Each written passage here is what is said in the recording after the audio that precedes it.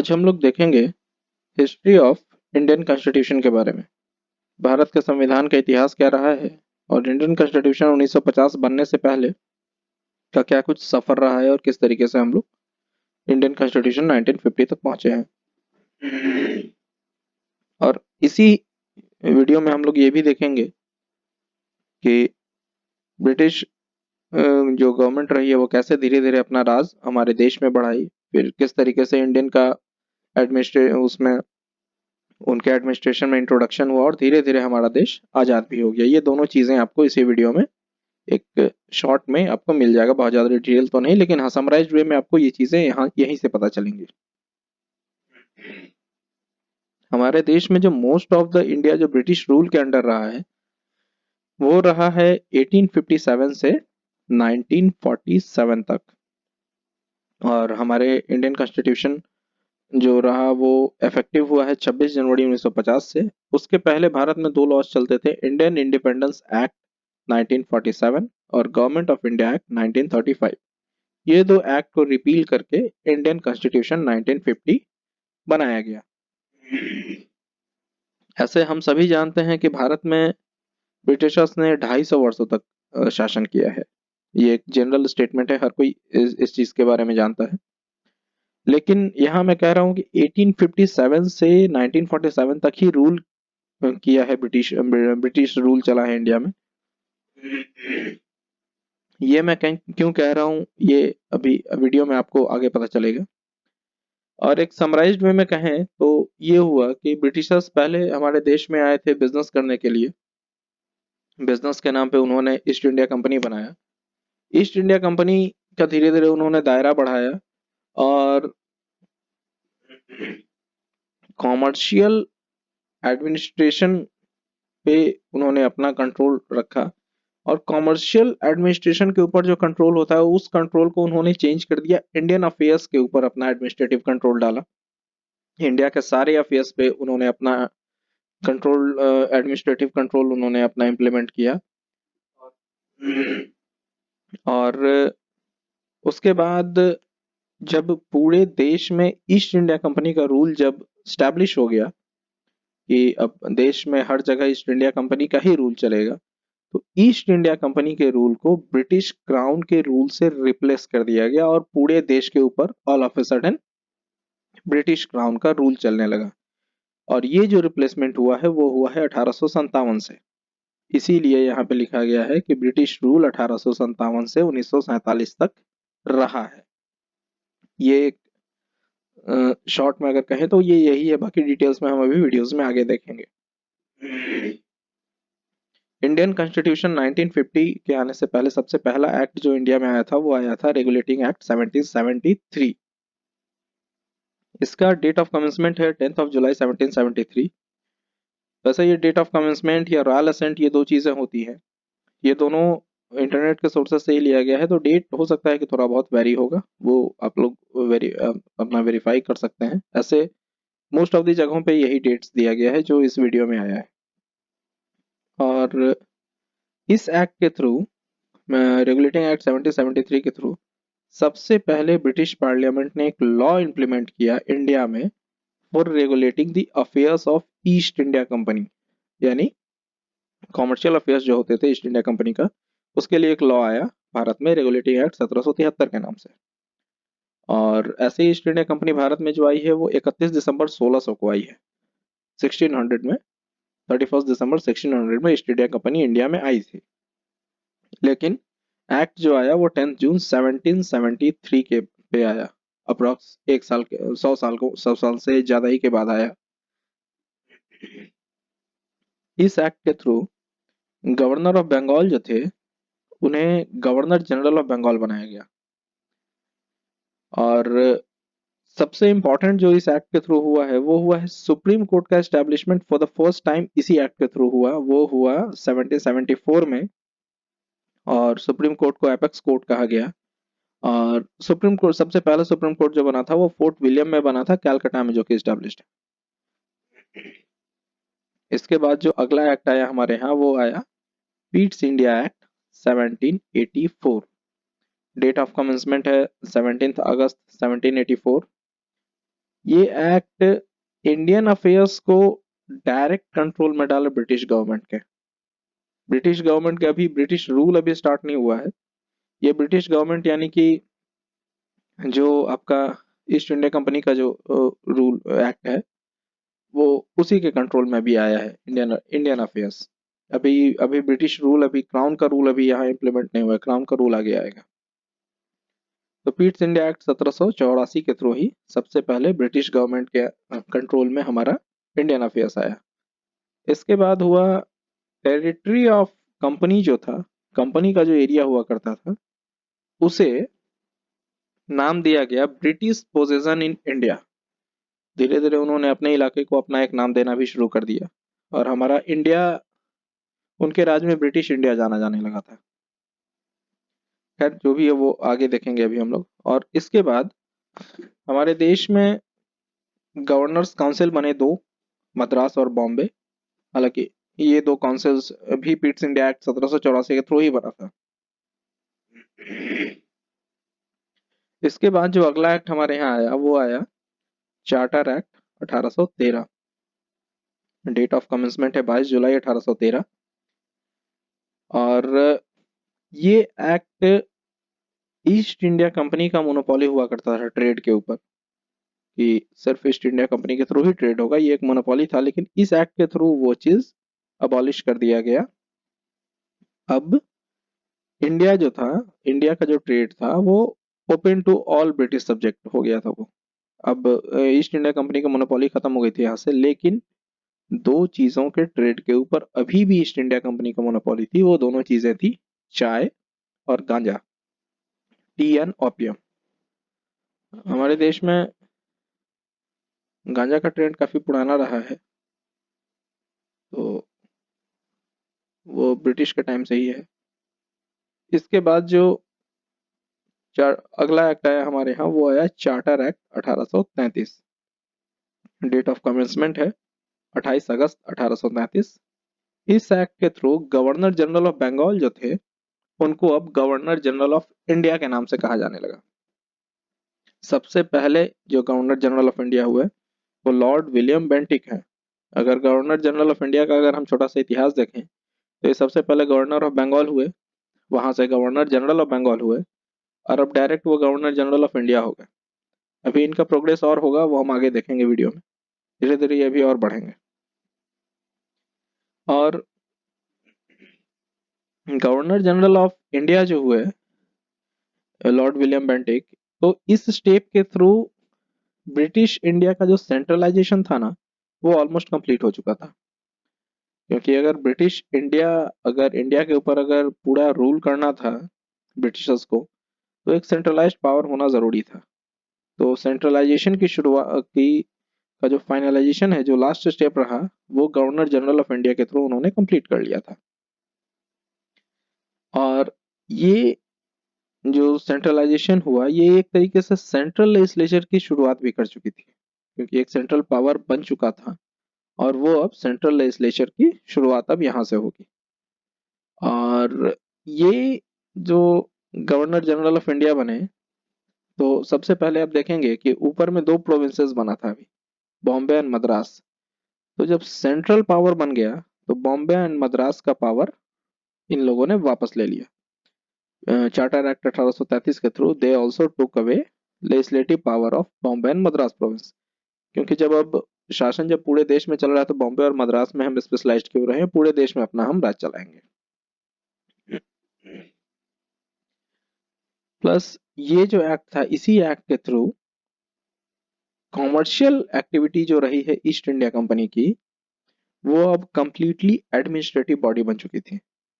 जो east India company जो एक कॉमर्शियल बॉडी रहा है वो अब एडमिनिस्ट्रेटिव बॉडी बन गया पूरे देश के लिए। और ईस्ट इंडिया कंपनी का राज ही अब पूरे देश में चलेगा। इसकी भी शुरुआत हमारा चार्टर एक्ट 1833 के थ्रू हुआ था। जब मैंने बोला कि कंपनी आई, फिर कंपनी का शासन पूरे देश में चला, जब पूरे देश में कंपनी का शासन चलने लगा तो उसके बाद फिर ब्रिटिश क्राउन का शासन वो कंपनी के शासन से रिप्लेस कर दिया गया। मैंने शुरू में ही बताया था। वही चीज यहाँ से है कि चार्टर एक्ट 1833 के थ्रू जो कॉमर्शियल ईस्ट इंडिया कंपनी जो पहले कॉमर्शियल बॉडी हुआ करती थी वो अब एडमिनिस्ट्रेटिव बॉडी बन चुकी थी। इसके बाद चार्टर एक्ट 1853 आया, जिसका डेट ऑफ कमेंसमेंट है 4 फरवरी 1853। इस एक्ट के through legislative and executive function of governor general council जो था, जो गवर्नर जनरल ऑफ इंडिया का जो एक काउंसिल हुआ करता था, उसका लेजिस्लेटिव फंक्शन और एग्जीक्यूटिव फंक्शन इन्होंने सेपरेट कर दिया। बेसिकली अगर कहा जाए तो सेपरेशन ऑफ पावर की शुरुआत यहाँ से हुई है। सेपरेशन ऑफ पावर अगर ब्रीफ में हम समझें तो गवर्नमेंट की 3 बॉडीज होती है, legislative, executive and judiciary. Legislative जो लॉ बनाता है, हमारे मिनिस्टर्स। एग्जीक्यूटिव जो बनाए हुए लॉ को एग्जीक्यूट करवाता है, जैसे हमारे गवर्नमेंट सर्वेंट। और जुडिशियरी जो हमारे जजेस होते हैं, जजेस, एडवोकेट्स, कोर्ट्स, ये सारे जुडिशियरी के पार्ट हैं। तो जुडिशियरी बेसिकली हमारे लॉ को प्रोटेक्ट करता है, लॉ को एक्सप्लेन करता है और लॉ के ऊपर कमेंट्री पास करता है। ये 3 इंपॉर्टेंट काम हमारे जुडिशियरी का है। तो लेजिस्लेट जुडिशियरी की शुरुआत तो एक्ट 1773 से ही हुआ था, जब उन्होंने सुप्रीम कोर्ट की एस्टेब्लिशमेंट की थी। लेकिन लेजिस्लेटिव और एग्जीक्यूटिव का सेपरेशन इन्होंने चार्टर एक्ट 1853 के थ्रू किया। और इसी एक्ट के थ्रू इन्होंने एक और open competition as the basis for recruitment of civil servant की भी शुरुआत इन्होंने यहीं से की थी। यानी सिविल सर्वेंट का जो अब रिक्रूटमेंट होगा वो ओपन कंपटीशन के थ्रू होगा। इस चीज की शुरुआत भी चार्टर एक्ट 1853 से हुआ, जो कि आज तक चलता आया है। इसके बाद अगला एक्ट जो हमारे यहाँ आया वो गवर्नमेंट ऑफ इंडिया एक्ट 1858 आया, और डेट ऑफ कमेंसमेंट है 1 नवंबर 1858। और जो गवर्नर जनरल हमारे यहाँ थे वो वाइसराय ऑफ इंडिया के नाम से जाने जाने लगे। सबसे पहले वाइसराय जो हुए वो लॉर्ड कैनिंग हुए। और रूल ऑफ कंपनी जो था वो अब रिप्लेस हो गया रूल ऑफ क्राउन से। जो मैंने ऊपर बताया था 1857 से 1947 तक चला, उसके पीछे की हिस्ट्री यहीं से शुरुआत होती है। सबसे पहले गवर्नर ऑफ बंगाल बने, फिर governor general of Bengal, governor general of India, और गवर्नर जनरल से अब ये डायरेक्ट अब वाइसराय ऑफ इंडिया के नाम से जाने जाने लगे। और वाइसराय ऑफ इंडिया जो था ये, और उसके बाद वाइसराय ऑफ इंडिया ये बने। और जो कंपनी का रूल था, जो पूरे देश में जो कॉमर्शियल बॉडी से जो एडमिनिस्ट्रेटिव बॉडी बना था कंपनी, तो उस एडमिनिस्ट्रेटिव बॉडी को अब ब्रिटिश क्राउन के, ये ब्रिटिश क्राउन से उस चीज को रिप्लेस कर दिया गया। अब कंपनी का रूल ना चल करके अब ब्रिटिश क्राउन का रूल इंडिया में चलेगा। और ब्रिटिश क्राउन का जो पावर एक्सरसाइज करना था, तो उसके लिए कोई एक रिप्रेजेंटेटिव चाहिए था इंडिया में। तो उन्होंने सेक्रेटरी ऑफ स्टेट नाम के एक पोस्ट को खड़ा किया इंडिया में। Secretary of state of India जो है, यही ब्रिटिश क्राउन के रूल को इम्प्लीमेंट करवाएंगे इंडिया में। यहीं से शुरुआत हो गई ब्रिटिश रूल का इंडिया में। अगला एक्ट जो हमारे यहाँ आया वो आया Indian council act 1861। Date of commencement है 1 अगस्त 1861। और अब 1858 के एक्ट के बाद जो हम लोग चलेंगे, जैसे ये सारी चीजें जो हुई तो कहीं ना कहीं इंडियंस को भी समझ में आ रहा था कि जब ये हमारे यहाँ बिजनेस करने आया तो फिर ये ब्रिटिश का रूल इंडिया में क्यों चल रहा है। तो जाहिर सी बात है विरोधाभास भी शुरू होगा, और इधर से भी एफर्ट्स लगेगा कि हम किसी तरीके से आजाद हो जाए। और इनको एहसास हो चुका था कि अब हम गुलाम हो चुके हैं पूरी तरीके से। तो अब यहाँ से इंडियन काउंसिल एक्ट 1861 से अब हमें आजादी की ओर बढ़ने वाले जो कदम है उसका थोड़ा थोड़ा एसेंस आपको यहाँ से दिखना शुरू होगा। तो अगला जो एक्ट आया वो आया Indian council act 1861। Date of commencement है 1 अगस्त 1861। इस एक्ट के थ्रू सबसे पहले फर्स्ट टाइम इंडियन रिप्रेजेंटेशन हुआ था in the institution like viceroy executive और लेजिस्लेटिव। वाइसराय एग्जीक्यूटिव और लेजिस्लेटिव काउंसिल जो ऊपर में दो सेपरेट हुए थे, सेपरेशन ऑफ पावर का जो मैंने बताया था कि जो पावर, हाँ ये यहाँ पे है चार्टर एक्ट 1853 के थ्रू जो लेजिस्लेटिव और एग्जीक्यूटिव फंक्शन जो गवर्नर जनरल का सेपरेट हुआ था, और गवर्नर जनरल के बाद में वाइसराय बने।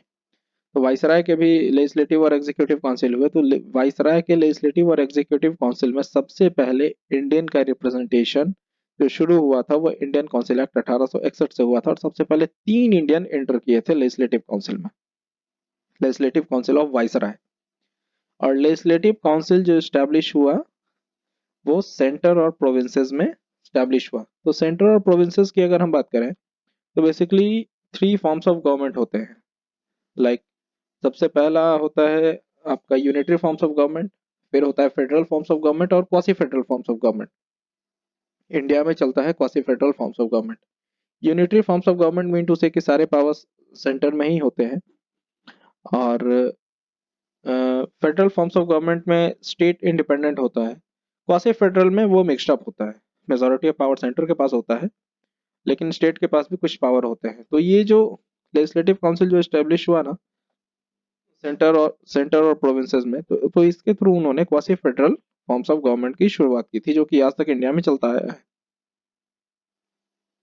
इसके बाद जो अगला एक्ट आया हमारे यहाँ, वो आया India councils act 1892। Royal assent इस एक्ट को मिला था 20 जून 1892 को। डेट ऑफ कमेंसमेंट है 3 फरवरी 1893। इस एक्ट के थ्रू जो सबसे इंपॉर्टेंट स्टेप हुआ वो हुआ इनडायरेक्ट इलेक्शन का इंट्रोडक्शन। इसी एक्ट के थ्रू हुआ था। इनडायरेक्ट इलेक्शन अगर हम ब्रीफ में समझें तो बेसिकली 2 टाइप के इलेक्शन होते हैं, डायरेक्ट इलेक्शन और इनडायरेक्ट इलेक्शन। डायरेक्ट इलेक्शन में हम अपने रिप्रेजेंटेटिव को डायरेक्ट सेलेक्ट करते हैं। जैसे प्रधानमंत्री का इलेक्शन होता है तो उसमें इस देश की जनता डायरेक्ट इलेक्शन में पार्ट लेती है और अपने प्रधानमंत्री को चुनती है। प्रधानमंत्री या और भी अदर मिनिस्टर्स होते हैं उनको डायरेक्ट ये सेलेक्ट करती है वोटिंग के थ्रू। लेकिन प्रेसिडेंट के इलेक्शन में ऐसा नहीं होता। जो जनरल पब्लिक है वो प्रेसिडेंट के इलेक्शन में वोट नहीं देती, बल्कि जो जनरल पब्लिक जो अपने रिप्रेजेंटेटिव को जिस रिप्रेजेंटेटिव को इन लोगों ने इलेक्ट किया है वो इलेक्टेड रिप्रेजेंटेटिव फर्दर प्रेसिडेंट को इलेक्ट करते हैं। तो जो फर्दर इलेक्शन होता है that further election is indirect election. इस चीज का इंट्रोडक्शन सबसे पहले इंडियन काउंसिल एक्ट 1892 में ही हुआ था। इसके बाद अगला आया इंडियन काउंसिल एक्ट 1909। इसे मॉडल मिंटो रिफॉर्म्स के नाम से भी जाना जाता है। डेट ऑफ कमेंसमेंट है 12 मार्च 1909। सबसे पहले इस एक्ट में कम्युनल रिप्रेजेंटेशन की शुरुआत हुई थी फॉर मुस्लिम्स।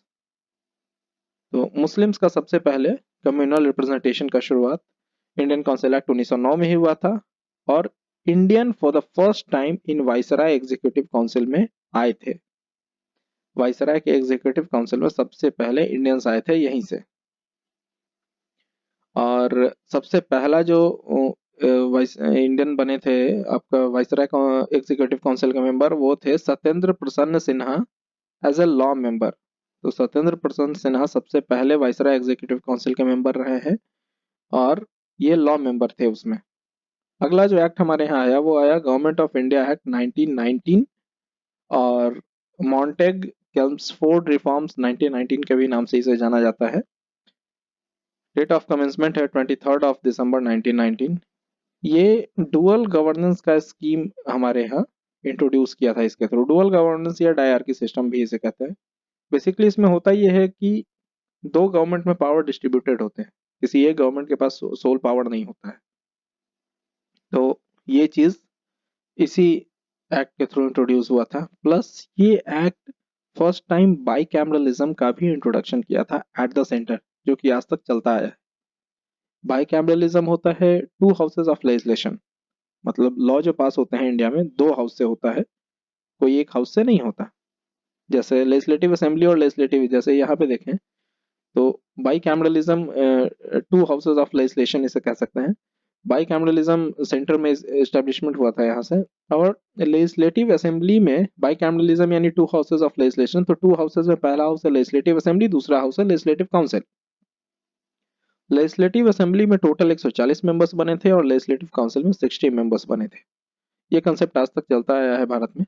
डायरेक्ट इलेक्शन की शुरुआत भी गवर्नमेंट ऑफ इंडिया एक्ट 1919 के थ्रू ही हुआ था। जो अभी मैंने बताया प्राइम मिनिस्टर का इलेक्शन हम लोग डायरेक्ट इलेक्शन के थ्रू करते हैं, पब्लिक डायरेक्ट वोटिंग करती है इसमें। इसके बाद एक और बहुत इंपॉर्टेंट जो इसमें आया वो ये आया कि 6 member of viceroy executive council में से 3 मेंबर्स इंडियन होने चाहिए। ये गवर्नमेंट ऑफ इंडिया एक्ट 1919 में ही आया है ये चीज। प्लस इसी एक्ट के थ्रू पब्लिक सर्विस कमीशन का भी इस्टेब्लिशमेंट हुआ। ये भी एक गवर्नमेंट ऑफ इंडिया एक्ट 1919 का ही पार्ट है। इसके बाद जो अगला एक्ट हमारे यहाँ आया वो आया government of India act 1935। Royal assent मिला 2 अगस्त 1935 को। कमेंसमेंट है 1 अप्रैल 1937 को। 3 लिस्ट इसमें मेनली बने थे, फेडरल लिस्ट, प्रोविंशियल लिस्ट और कंकरेंट लिस्ट। आपका फेडरल लिस्ट में टोटल 59 आइटम्स थे, प्रोविंशियल लिस्ट में 54 और कंकरेंट लिस्ट में 36 आइटम थे। एक और इसमें हुआ, रेसिड्यूरी पावर जो है वो गवर्नर जनरल में ही वेस्टेड था। ये इस एक्ट के थ्रू ये भी हुआ। प्लस इस एक्ट ने एक जो बहुत इंपॉर्टेंट काम किया वो ये किया कि ये एक्ट डायरकी सिस्टम जो प्रोविंसेस में था ना, उसे इसने अबॉलिश कर दिया और प्रोविंशियल अनाटॉमी का इंट्रोडक्शन इसी एक्ट के थ्रू हुआ था। इसके बाद इस एक्ट में provided for the adoption of dyarchy at the centre. Centre में डायरकी सिस्टम इसने रखने दिया, लेकिन प्रोविंसेस में डायरकी सिस्टम को इसने हटा दिया। इस एक्ट के थ्रू यही हुआ था। ये introduced by cameralism in 6 out of 11 provinces. उस वक्त टोटल 11 प्रोविंसेस हुआ करते थे, 11 स्टेट हुआ करते थे। प्रोविंसेस जो आज के डेट में स्टेट के नाम से जाना जाता है, तो 6 प्रोविंसेस में बाई कैमरलिज्म का इंट्रोडक्शन इस एक्ट के थ्रू हुआ। वो 6 प्रोविंसेस है Assam, Bengal, Bombay, Bihar, Madras and united province. ये 6 प्रोविंस में हमारा बाई कैमरलिज्म हुआ, बाकी जगह आपका बाई कैमरलिज्म नहीं था। प्लस इसी एक्ट के through establishment of federal court भी हुआ और यही act abolish the council of India as well. इसके बाद जो अगला हमारा एक्ट आया वो आया Indian independence act 1947। Royal assent मिला है इसे 18 जुलाई 1957 को और कमेंस्ड हुआ 15 अगस्त 1947 को, यानी हमारी आजादी का दिन। और इस दिन इंडिया डिक्लेयर हुआ इंडिपेंडेंट एंड सोवरेन स्टेट। ये हमारा हिस्ट्री रहा है। प्लस ये इस्टेब्लिश किया गवर्नमेंट, इसी इंडियन इंडिपेंडेंस एक्ट के थ्रू ही एक रिस्पॉन्सिबल गवर्नमेंट का एस्टेब्लिशमेंट हुआ सेंटर और प्रोविंसेस में टू से state. Plus designated the viceroy India and the provincial governor as the constitutional head। तो वाइसराय ऑफ इंडिया जो थे और प्रोविंशियल गवर्नर्स जो थे उनको कॉन्स्टिट्यूशनल हेड बनाया गया। जो आज के डेट में भी गवर्नर, प्रोविंशियल गवर्नर्स जो स्टेट के गवर्नर्स होते हैं, और वाइसराय इंडिया समहाउ आप उन्हें, जो आज के प्रेसिडेंट हैं वो समहाउ इक्विवेलेंट पोस्ट रहा है ये। उसके बाद डुअल फंक्शन का भी इसमें हुआ establishment. It assigned dual function, constituent and legislative, to the Constituent Assembly and declared this Dominion legislature as sovereign body। तो Constituent Assembly को sovereign body डिक्लेयर किया गया था 19 एक्ट ऑफ 1947 के थ्रू। इसके बाद 15 अगस्त 1947 को हमारा देश आज़ाद हो गया, लेकिन हमारा कॉन्स्टिट्यूशन जो इफेक्टिव हुआ है वो हुआ है 26 जनवरी 1950 से। अब इस बीच का जो सफर रहा है वो कुछ यहाँ से अभी आपको देखने को मिलेगा। तो supreme law of democratic India, that is our Indian constitution, was drafted by the assembly from 1946 to 1950। जो हमारा सुप्रीम लॉ है हमारे देश का, इंडियन कॉन्स्टिट्यूशन, उसका ड्राफ्टिंग हुआ है 1946 से 1950 तक और फाइनली अडॉप्ट हुआ 26 नवंबर 1949 को, इफेक्टिव हुआ 26 जनवरी 1950 से। एंड ये जो 26 जनवरी 1950 है, इसी दिन को हम लोग रिपब्लिक डे ऑफ इंडिया के नाम से भी मनाते हैं। कॉन्स्टिट्यूएंट असेंबली जो रहा वो प्रिसाइजली तकरीबन 2 साल 11 महीना 7 दिन लिया ये इंडियन कॉन्स्टिट्यूशन के ड्राफ्टिंग में। इस पीरियड के दौरान 11 सेशंस हुए जो तकरीबन 165 दिन में हुए थे, जिसमें 114 दिन जो है वो सिर्फ कंसिडरेशन ऑफ ड्राफ्ट कॉन्स्टिट्यूशन के ऊपर ही हमारा स्पेंड हुआ था कि ड्राफ्ट कॉन्स्टिट्यूशन किस तरीके से होगा, उसके ऊपर सिर्फ 114 दिन स्पेंड हुआ था हमारा। अगला जो है constituent assembly was established in December 1946 and drafted the constitution. 19 दिसंबर 1946 में कॉन्स्टिट्यूएंट असेंबली ड्राफ्ट एस्टैब्लिश हुआ था और ये इंडियन कॉन्स्टिट्यूशन की ड्राफ्टिंग की। लेकिन 1946 में कॉन्स्टिट्यूएंट असेंबली में 300 मेंबर थे, जिसमें doctor Rajendra Prasad was in charge of the constituent assembly. इसकी एक रेयर फोटोग्राफ है जो मैं इसी वीडियो में आपको नीचे दिखाऊंगा अभी, जिसमें डॉक्टर राजेंद्र प्रसाद आपको आगे बैठे हुए मिलेंगे और इवन उनकी सिग्नेचर भी है। और अभी इसके बाद जो हुआ, कॉन्स्टिट्यूएंट असेंबली एस्टैब्लिश्ड अ ड्राफ्टिंग कमेटी। कॉन्स्टिट्यूएंट असेंबली ने फिर एक ड्राफ्टिंग कमेटी बनाया और ड्राफ्टिंग कमेटी के जो हेड थे वो थे doctor B R Ambedkar. Chairmanship, जो चेयरमैन रहे ड्राफ्टिंग कमेटी के, वो रहे डॉक्टर बी आर अम्बेडकर। और ड्राफ्टिंग कमेटी का एस्टेब्लिशमेंट हुआ है 29 अगस्त 1947 को। और ये ड्राफ्टिंग कमेटी जो थे, ये ड्राफ्ट ऑफ कॉन्स्टिट्यूशन का जो ड्राफ्ट जो हुआ वो ड्राफ्टिंग लेकर के कॉन्स्टिट्यूएंट असेंबली के पास जाकर के उन्होंने अप्रूवल करवाया। ये उसका सिस्टम रहा है। खैर, इंडियन कॉन्स्टिट्यूशन जो है वो अडॉप्ट हुआ था 26 नवंबर 1949 को, and the member of parliament sign किए इसमें 24 जनवरी 1950 को। टोटल 284 लोगों ने साइन किया था। ये साइन भी आपको मैं अभी नीचे दिखाऊंगा इसी वीडियो में। और उसके बाद 26 जनवरी 1950 को हमारा जो इंडियन कॉन्स्टिट्यूशन है वो 26 जनवरी 1950 से इफेक्टिव हो गया। ये एक ब्रीफ हिस्ट्री रही है इंडियन कॉन्स्टिट्यूशन की। इंडियन कॉन्स्टिट्यूशन को one of the most lengthiest constitution भी कहा गया है और one of the most longest constitution भी कहा गया है, क्योंकि इसके पीछे एक रीज़न ये है कि इंडिया का कॉन्स्टिट्यूशन सोल ड्राफ्टिंग तो है, ठीक है, लेकिन इसके जो कंटेंट्स हैं वो डिफरेंट डिफरेंट कंट्रीज से लिए गए हैं, जिसकी वजह से ये जो काफ़ी लंबा चौड़ा कॉन्स्टिट्यूशन रहा है। लेकिन खैर, अभी अब हम आते हैं फोटोग्राफ्स पे। तो ये जो फोटो आपको अभी स्क्रीन पे दिख रहा है, ये हमारे कॉन्स्टिट्यूशनल कमेटी के फोटोग्राफ्स हैं, जिसमें हमारे डॉक्टर राजेंद्र प्रसाद जी यहाँ पे बैठे हैं। शायद आपको स्क्रीन पे दिख भी रहा होगा। ये हमारे पंडित जवाहरलाल नेहरू जी हैं यहाँ। अभी आगे अगर हम चलें तो ये आपको डॉक्टर राजेंद्र प्रसाद का सिग्नेचर यहाँ दिखेगा। ये पंडित जवाहरलाल नेहरू जी का सिग्नेचर है। ये जो अभी 284 लोगों का जो सिग्नेचर के ऊपर बात हुआ है, ये सारे वही सब सिग्नेचर्स हैं जो आपको वीडियो में अभी स्क्रीन पे दिख रहा है। तो ये एक छोटा सा हिस्ट्री रहा है हमारे भारत के संविधान का। होप सो आप लोगों को पसंद आया होगा। धन्यवाद।